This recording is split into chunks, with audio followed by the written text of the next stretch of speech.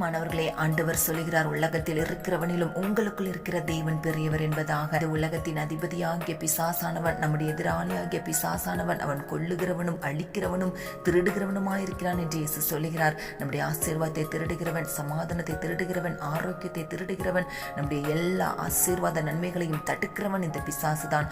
ஆனாலும் அவனை பார்க்கிலும் நமக்குள் இருக்கிற தேவன் பெரியவர். இதைத்தான் ஒவ்வொரு நாளும் விசுவாசிக்க வேண்டும். அவர் சிலுவையிலே பிசாசை ஜெயித்தார். அவர் சிலுவையிலே எல்லா சத்துருவின் அதிகாரங்களையும் முறிந்து கொண்டார். எனவே ஒவ்வொரு நாளும் இந்த வார்த்தையை விசுவாசித்து, சாத்தானே, உன்னை பார்க்கிலும் எனக்குள் இருக்கிற தேவன் பெரியவர் என்று சொல்லி ஆண்டவரை துதியுங்கள்.